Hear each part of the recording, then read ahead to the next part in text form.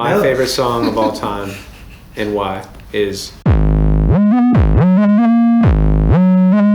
The whole desert island thing is stupid though, because if you were stuck forever listening to the same song over and over, you would then hate it. Let's be real. It could be worded as the most meaningful song of your life as well. Like these people have like a memory with their mom or something like that. If I like think of something, but the way you thought of it makes me like, there's like an infinite sea I'm drowning in of greatness. So you've answered before, Isaac, but you can change now because it hasn't been like on record properly. But if you change, you're coming into the world that you hate, which is mine. I'm not changing. I'm not changing. I fucking said what I said, and that's what I'm gonna do. You know, I have to. I'm going down with my ship. It's true hitters. I can't. It's great. It's not the best song of all time. Of course. Actually, a lot of people would argue this song. But it's got to be Stairway to Heaven, because that's my song with my dad. There's a lady shoot, all that glitters is gold, and she's buying a stairway to heaven. I'll never forget, actually, it's why I got to radio also.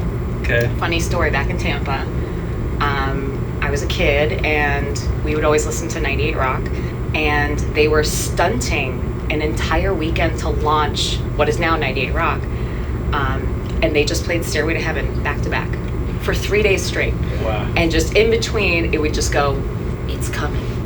And so all weekend we're racing to the car just to get into it, are they still doing it? Are they still doing it? Oh yeah! And just blasting Stairway to Heaven the whole weekend. Yeah, that's gotta be my favorite. We love her and appreciate her, so let me just start by saying that. But Stairway to Heaven is tricky because Wayne's World destroyed it as the in so many ways. And like, you know, so if anyone plays Stairway to Heaven, as everybody knows, the Wayne's World famous scene is he goes, you know, he's trying out the guitar with the whammy bar, I'm pretty sure. Hey!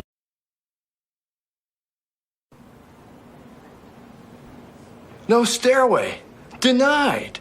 But that's a great answer. Can't argue with it. It has a little comedy to it. We can't avoid that. There's no comedy whatsoever. No, I mean, yeah, dude, the Wayne's World, dude. But yeah, but the song is so beautiful and epic that you couldn't drag that song down with any sort of pop culture shit talking on it, because it's so good. Which the reason why that radio station played that song, I can imagine, their story over and over again, because you can play that song over and over again. So long, so they just had to keep doing it. There's all these movements to it, and there's all these nice surprises, and like all these different textures, and the best drumming in the world, the best drum fill maybe ever, one of the best. Before the vocal and the heavy part. Yes. Also, they don't overwhelm you. The drumming, nothing overwhelm. It's heavy, but it's not. Yes. I got goosebumps. Right? It's an undeniable choice, and it's the right choice. I can't argue, because we're gonna come across. I'm jealous of that choice. I'm jealous of that choice, and right. I have been, because I could listen to that song forever and never get bored, and always kind of feel enchanted and kind of scared. And if I had to, though, in that world, I would choose Hotel California over Stairway to Heaven. I wouldn't let the hate rain down on me. I don't care. On a dark desert highway, cool wind in my hair, warm smell of colitas rising up through the air, up ahead in the distance.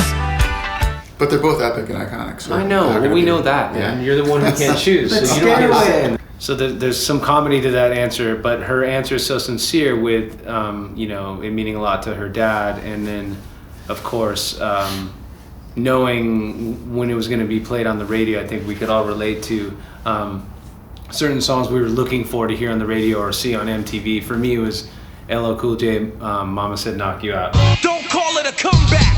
I've been here for years. And I was always just so psyched on that song, and I wanted to hear it and see the video because he looked so cool. Video's so cool. So tough. I was so scared and so inspired all at the same time. It was a rock song, basically. It's a rock song, yeah. He was Mike Tyson, basically. Yeah. And the rhythms are so fun. Rhythms are very fun. Anyways, that's so Stairway to Heaven. We wrap that up. Do you have anything else to comment on that song? Absolutely not. Okay, cool. Now we're going into this, I guess. It's kind of weird to watch myself in this way, but I asked this gentleman before what his favorite song was. He needed some time, and we're on Totally Committed here. We're lenient. We're forgiving. So you have an opportunity now. You've had some time to think of it, but I think it's your show.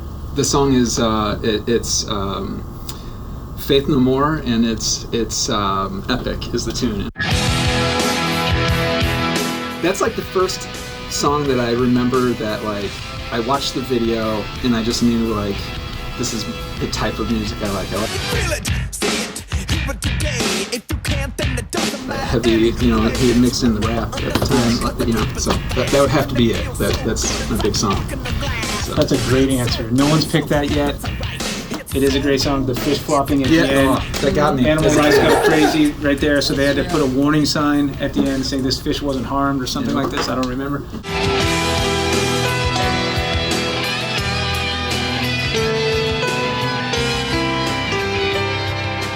Pretty wild tune. It's different. It's unique. It's alternative. That's what was cool though about his answers. He felt like he had discovered his music, and we all remember what it felt like to do that, and you know, find something that belongs to you, and that seems like what his answer provides. Yeah. That song kicks ass. What's your favorite song and why? Ever? Yes. No, just today. Just kidding. Just today. No, of all time. You know, and it's ever changing. All right. But you're going on record. Okay. Damn it. I want to split it between two, and I'm not kissing your ass, but The Cars Drive was a very crazy song for me because when I first heard it, I'm like, this isn't the guy from The Cars. I was young. And I go, this isn't the guy from The Cars. Whose voice is this? Who's gonna tell you when it's too late? And then that's kind of the first time as like a grade schooler, I realized more than one person can sing in a band. Yes. Even though it doesn't happen. Rest in peace. And it was weird, but I just remember the song and it was just like, it was real heavy as a kid listening to it, and now it's still a heavy song. Also, I love The Cars. So, yeah, out of nowhere, I'm going to say The Cars Drive. That's a great answer, and I thank you for your answer. Absolutely. And I don't disagree with that answer Thanks at all. for covering it. Yeah. It's an incredible, Of course, it's yeah. incredible cover as well. And he was such a good singer, too, and I thought was it was great. Rick Ocasek because I just didn't know any better. Same here.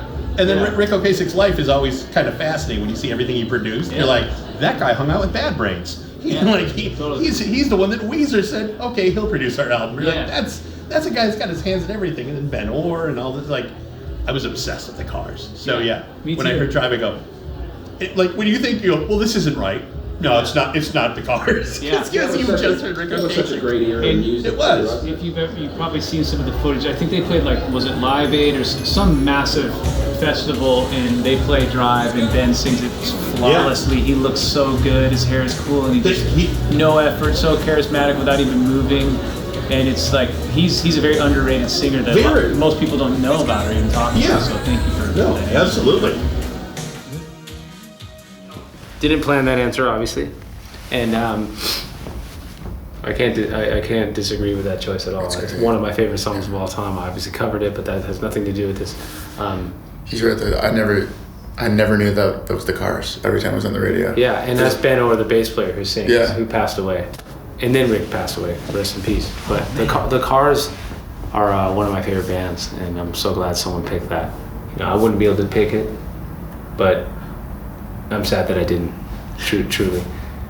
And then we all love Weezer so much, and you know that if it weren't for The Cars, there would definitely not be the Blue Album. I would say that Drive is a flawless song. Mm-hmm. Oh, yeah. Yeah. I mean, what else are we gonna do? I There's mean, really nothing to there's say. nothing. Yeah, like we don't know. It's Yeah. a great song. So, well, number one, this is a weird one. This is my favorite song, but it's Jesse's Girl because of Rick Springfield, because I used to watch General Hospital with my mom when I was growing up. So I paid attention to Rick Springfield, Dr. Noah Drake on General Hospital. So Jesse's Girl is just kind of always a go-to that just kind of makes me feel like I'm back home watching General Hospital with my mom. You know, I wish that I had Jesse's girl. I wish that I had Jesse's girl. Where can I find a woman like that? For me, it's always more about a personal connection to a song and the reason behind it, and what kind of led me to where I'm at right now as far as what I like to do. So Thank you for your answer. You Your bet, honesty, man. yeah. appreciate it. That was very articulate and like prepared. Well, it's amazing. Think about it for a second. Because I like the reason. I legit like know because I've paid attention to like what I like in music and all the different genres of music that I've listened to and stuff, and it like just always hits me because I always self-assess. So I'm like, why do I like this song? Why does that song keep coming back in my life? And it's always moments in time. It's not necessarily just the song. It's what that song connects with. Relational connections. Yeah. People have, like, it reminds them of a certain era of Or a time of your life. Yeah. He did too. He did too, but so Jesse's Girl. Let's I just wonder have a who fun played. time and talk about it. They didn't let Rick Springfield play guitar in it. Who played it? I think it might have been Lukather. Is that true? Yeah, they wouldn't let Rick Springfield jam on it. But I think the like studio musicians that played on Jesse's Girl These are good. kick-ass. The parameters that I'm seeing to grasp the favorite that I don't believe in, I feel like is helpful for me to understand. Oh, there's a relational aspect of like, oh, this reminds me of my mother, or this car ride with my dad, like the first one. That's different than like. But I believe every man or woman gets to choose it the way they want. Right, Some but- people think if I had to listen to one song over and over, which would be the least painful. That's kind of what I thought. Well, that's where I go. Well, I can't answer. That's where. But if there's something like that, then it's like, oh, okay, I see how you're picking a favorite. And that's the point, dude, is like, yeah, it's not right, like you said about, oh, the song I have to tolerate for the rest of my life on a desert island or something, but it's like, Right. the only way to land at your favorite song of all time is probably, it could be worded as the most meaningful song of your life as well, or impactful song. So that's how I would. That's not how I chose mine, though. But I love your choice too. Yeah, Right. I get to do what I get to do. You get to I do get to what live you my do. truth on this thing. So we'll just keep running down this railroad here. I don't remember any of the shit I said or how this went. We're gonna try something. Can I ask you a question? Yeah. What's your favorite song of all time and why? It's hard, trust me. Big on music, that's a good question. Just give it to us straight. Right? Raw Wave, Long Journey. Cool. And why? Yeah, why? Because the song has a message. What's the message? The message in that song is that he's pretty much been on a long journey and he's talking about what he's been through, what he's going through. And it means a lot to me because I can relate on it. Yeah. Dear God, I thank you for everything you gave to us. You kept them devils away from us, and you finally made a way for us. So I say, I don't know that song either. I don't know the song, so I can't really speak to the song, but what I can say is his answer was so sincere. Mm-hmm. And Documentary about music and music lovers. So I wanted to ask anyone, or just everybody here, since you noticed the camera, I want to ask you guys both a question. Okay? What's your favorite song of all time, and why? I think I'm gonna go with Bohemian Rhapsody by the Queen. Amen. He knew. That is it's a very different song than the usual song that I listen to, and secondly, the kind of musical geniuses that are combined into that one specific song with different elements of religious elements, and then the song is such a huge song with different instruments in that. I think it's just a whole package. So I mean, you listen for six minutes, and it's like a performance. It's a great answer. carry on, nothing really matters. When you asked that question, the first song that came to my mind was Love Story by Taylor Swift. By Aerosmith? By Taylor Swift. Love Taylor Story. Swift. Okay. So I'm not like a crazy music diehard fan, so I don't really know much about music, but I've been listening to this song since childhood, and even today if someone plays that song, it just rises my blood levels up. So I think that's Awesome. one of my favorites. Thank you. What's your name? I'm Mitty. Nice to Mitty? Yeah. Nice to meet you. Nice to meet you. Yeah. Good luck. You guys have a good night. Thank you. Appreciate it. I don't know the Taylor Swift songs. So I don't really Baby, just say. I think that's the one. I don't know her It's a music, good but song. his answer was so. It's a good song. he said there were religious aspects, which is pretty cool too. Yeah. I think because he's referenced. It's like he already wrote a paper on this. I know, and that's what was cool about that. It's like I feel like I relate to that stranger more than I do some of my own friends that I haven't talked much, to much depth of this subject, and he knew immediately. And I guess it's not to get all serious, but it's a nice reminder that music is what binds us all together, and it's the one thing that we can really connect with. Like I don't know anything about this gentleman that had that great answer.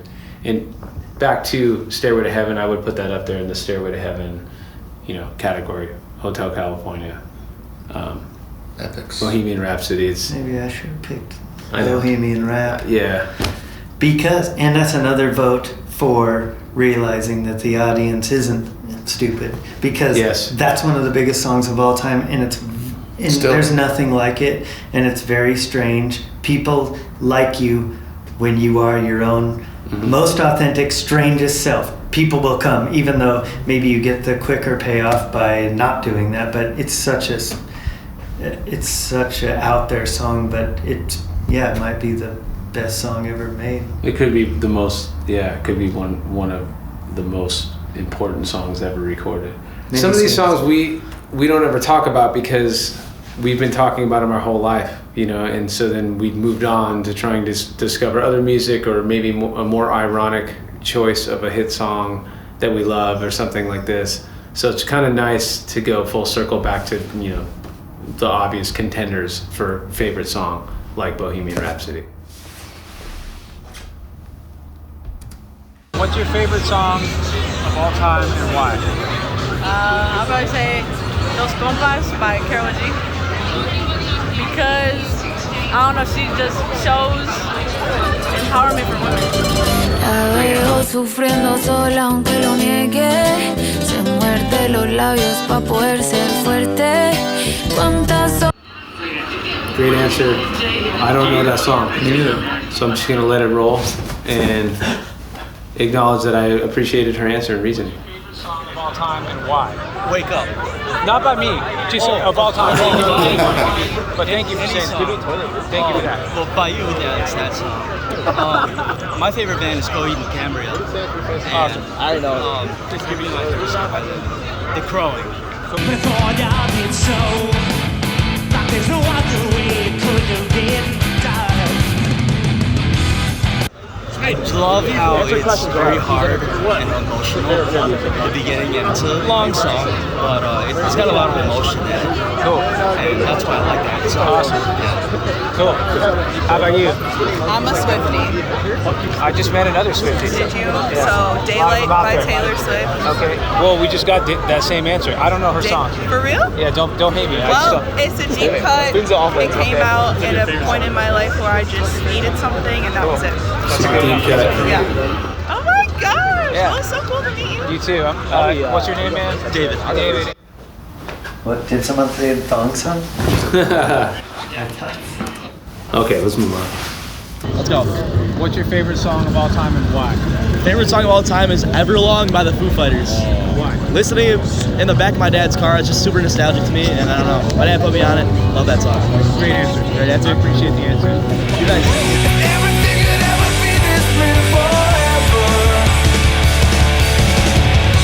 Love that.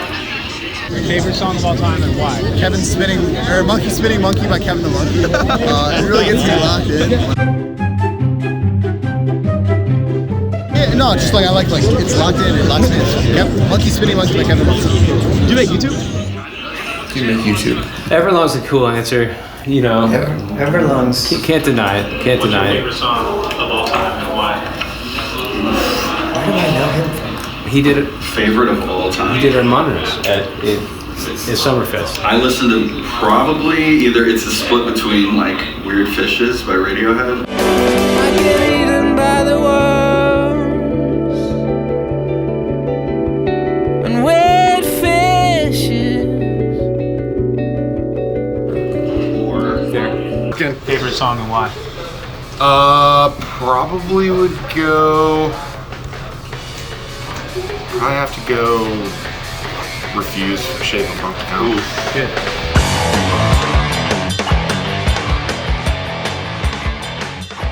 Side note, Darren Doan showed me that record before it came out. He had an advanced copy. We listened to it in his room, which had bunk beds per everything. So we were like sitting in different bunk beds listening to this record on pretty bad speakers, I may say. And I wasn't ready for it. Well, Refuse the Shape of Punk to Come changed the shape. Changed the shape of punk rock music. They're one of the most impressive bands to me in rock and roll history. I don't find myself listening to that record over and over because maybe because I'm just getting older and I don't find that's pleasant to my ears anymore. But it's goes down as one of the most important albums ever made. They were superheroes of hardcore and punk and jazz. There's jazz parts on that record that are cool to listen to and fun to listen to. Yeah, the tones are kind of like not. They worked hard to somehow the guy's drums sound like he's playing they're kind it sounds like a big band. They're kind of playing metal, but his drums are totally kind of organic and it makes it and dry and kind of jazzy or something, or his feel. There's something in there that was like, oh man, how did they concoct this? And it was intimidating to most rock bands that I know that had good style. They dressed exactly like them. Well,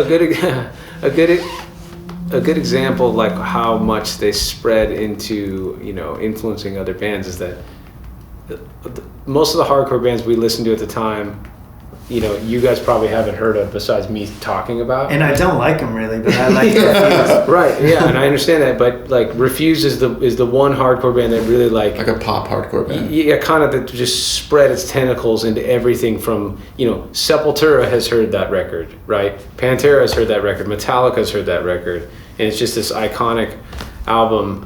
And a funny side note story, they hadn't played in years and they got back together and they played Coachella the same year that AWOL played Coachella. They played on a Friday night and we played on a Saturday night, and of course we all went. I went in the front and I sang along, and I kind of blew my voice out singing along to Refuse. And then when we played our big moment, main stage at Coachella, I didn't sing that great because I had wrecked my voice singing along to Refuse. And I met Dennis the next day and I was just in heaven, So that's Refuse. Oh, Swedish band. My mom's Swedish, so that's cool to me. So what's your favorite song and why? You could take your time, dude. We could pause. Maybe the technology in 2024. So I'm terrible with titles. So if I get the title wrong, forgive me. I'm not forgive you. You need to know the title. It's called Wild Horses.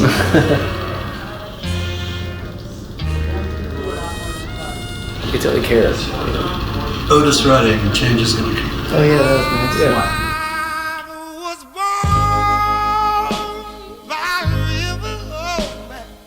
The vocal is just I don't know if heartbreaking is the right word, but the emotion, the sincerity, the pain, it's like you could chew on it. Very, very good description. He just emotes in a way that I don't know, it just speaks to me. It feels completely committed. It's like he's channeling something from like the podcast. AWOLNATION's totally committed. Somewhere else. The band is incredible. The composition obviously is insane. The lyric, but I've never heard this version. When I listen to that record, we played it Sam out. Cooks. Yeah. I don't know, it kind of consumes me. I forget everything else. I'm just awesome. I listen to Sam Cooks. That was a really good explanation. Maybe one of the best. Yeah, also bold to not pick the Sam Cooke. When he said you could chew on it, that hit my heart. Yeah. There's no denying that song in that version. So I need to listen to it. What else can we say? Yeah, we'll just jam it.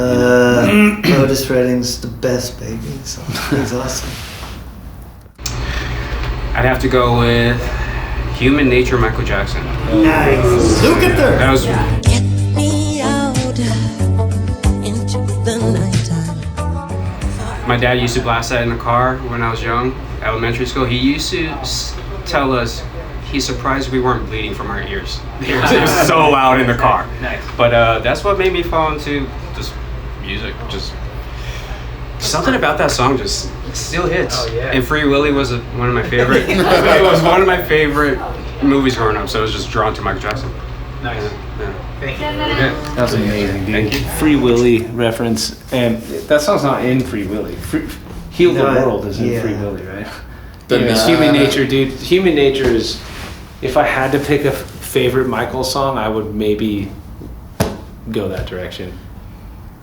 Yeah, it's a whole so different podcast. good. Wait, so you it still like fills you with wonder every time you hear the synth line and stuff.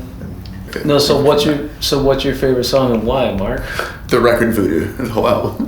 Voodoo's crazy good. But do you think you'll be on this tour, this 7-week tour? I think seeing like how like if I narrowed down like a reason, like these people have like a memory with their mom or something like that. If I like think of something, but the way you thought of it makes me like there's like an infinite sea I'm drowning in of greatness. So you've answered before, Isaac, but you can change now because it hasn't been like on record properly. But if you change, you're coming into the world that you hate, which is mine. I'm not changing. I'm not changing. I fucking said what I said, and that's what I'm gonna do. You know, I have to.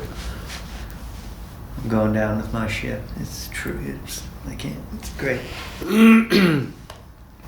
Okay. The whole desert island thing is stupid though, because if you were stuck forever listening to the same song over and over, you would then hate it. Let's be real.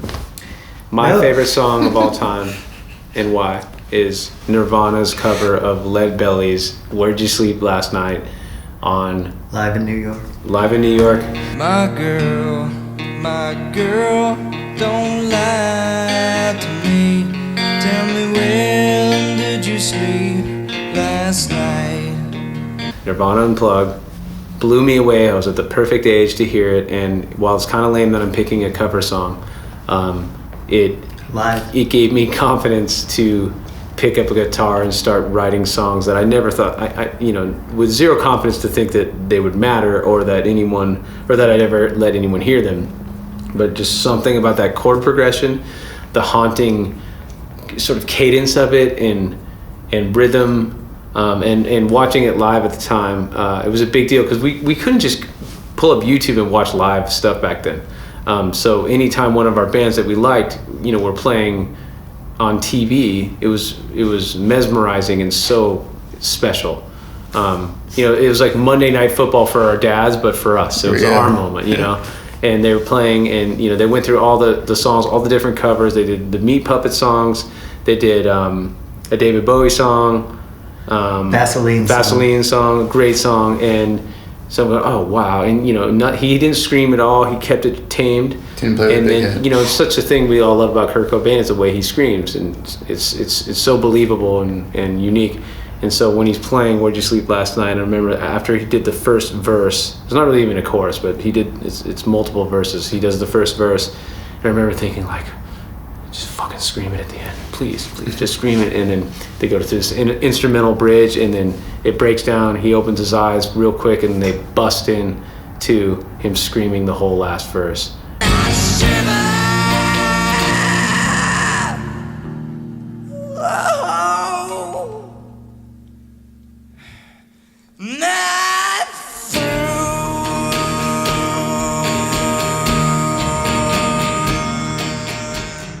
And I could cry right now even thinking about it, honestly, but that changed my life forever. And so that's why that's my pick. It's not like I need to listen to it a million times, but it's why we're sitting here talking about this right now, So that's my answer. Mark, what's yours? Okay, see, that's good because it shaped you and your and love then he for died. music. He died right after, and so the whole thing, is unbelievable. I have a demo that I can't find, but I would actually say it shaped me in a similar way. There's a song called "Real Love." I'm searching for a real love. No, not that. No, but it was on a movie. Yeah, but it was not the Beatles version. It was like a demo. What? That was unfinished, and I think like the chords. That's John Lennon's demo. Yeah. Yeah, so that's. But I can't find it anymore. Like the only thing is like the Beatles. I have it. It's on the anthology. It's not the redone. No, there's the demo version of it, and acoustic or piano. Because there's like a few demos. But there's two. There's a piano one. I think I could be wrong. There's a piano one, but dude, you're not wrong for picking that. That song. No, but I'm thinking like the music that I've always been drawn to is some like pop, something like relatable, but something unique enough, even if it's one weird chord or something, to draw you in to something that's like relatable and you could connect to. And that awesome. Those minor 6 chords or whatever the fuck it is, like I was like, this is interesting. So I think I always liked music that had something like that because of that song. So your answer is the demo version of Real Love by John Lennon that was eventually polished up by Jeff Lynne, and he somehow made that happen. They Pro Tooled before. That was before, yeah. That was really cool. It didn't have the same feeling though. Like I'll find that. You prefer the guitar one over the piano. Yeah, it's just him like working it out. The lyrics aren't finished, but like there's something like that feels really special on that.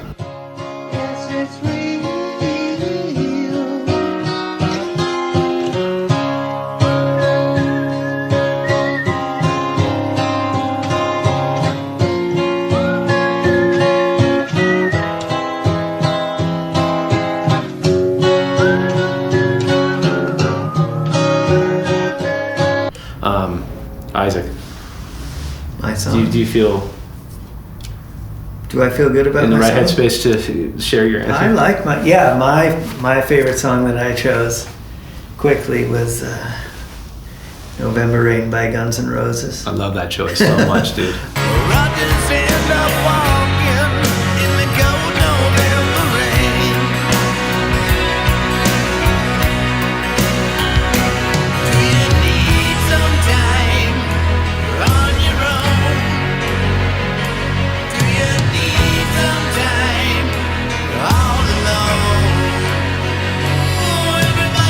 Yeah, I just literally love Guns N' Roses, and when I was in the 2nd grade, they kind of changed my life. Made me want to play guitar, and I just loved Appetite for Destruction. I loved, honestly, because I was listening to like a lot of dirty rap music, and these were the first guys it was rock music, and they just said the most outlandish stuff, and they cursed, and like they really seemed to like live the life. I loved Appetite for Destruction. Anyways, and then when Use Your Illusions 1 and 2 came out, some of my older friends were like, they've gone cheesy, and I'm like, no, this is just more great music. Yeah, this is even better. You know? And then when the November Rain video came out, I'm like, I watched it, and it was like, I've been changed. I've been through something. It was just beautiful. And Slash's solos there's two full solos. Yeah. They're just like, my dad loved Duane Allman and the Derek and the Dominoes album Eric Clapton made. Like he loved Layla, and there's like some sort of it's some sort of relative to that. The solos, they're so bendy and like perfect and I don't know. And there's a lot to sink your teeth into. So in my world, how I chose my song is I could kind of be forced to listen to it over and over again, and I wouldn't hate it much because it's like dynamic, and I kind of don't even know the count. It's not like verse, chorus. It's kind of still a mystery to me. It's just a lot of nice parts that kind of flow into each other. And I love it. And honestly, the video The video was amazing. Like Axl cries in the video for starters. Like that happens. He cries. It's straight up great acting. It's great acting, and don't you think that you need somebody at the end? Like I didn't realize they were saying that, but when Axl has this low vocal at the end where he repeats, "Don't you think that you need somebody? Don't you think that you need somebody? Everybody needs someone. You're not the only one. You're not the only one." What? Okay, and that just smoked me. And don't cry on Use Your Illusion. Use Your Illusion. That's on 2 or 1. There's one on each. There's alt lyrics. Oh, that's right. That's right. There's alt lyrics on 2. And Shannon Hoons from Blind Melon, rest in peace. He's on there, and I should share. Isaac would never brag about this, but full circle moment with music. Isaac ended up playing drums, and Duff, the bass players of Guns, his other band called Loaded. So Isaac has a relationship with Duff, and as a result, he's a friend of the pod now. And I want to ask him what his favorite song is too. And I want to ask him hey, Isaac picked November Rain. Why did he pick it? Can you defend it? And I'd be curious if he'll be probably hasn't heard it since then. He doesn't. No, I know. But I wonder if his thoughts will be like, "That's a pretty weird choice, buddy," or if he'll be like, "Yeah, I know he picked it. It's amazing." Yeah, that's cool. And now I'm going to watch the podcast. Yeah, not just start. That's called simulation mode because we're living in a simulation, right? And it's all connected. Yeah, my goal is to find people. If I know anyone from these answers, I want to connect the dots, and ask them. I don't know John Lennon. Sean Lennon. Sean Lennon has a great record, dude. Great record. Friendly Fire? Yeah, that was recorded by Nigel, I think. No way. Wow. I think it was. I could be wrong, but I'm pretty sure he love recorded that when it came out. Yeah. I Really haven't good heard it record. in a long time. Anyway, so that kind of wraps up this fucking episode 1 Scorsese. of Scorsese's AWOL Nation's Totally Committed podcast.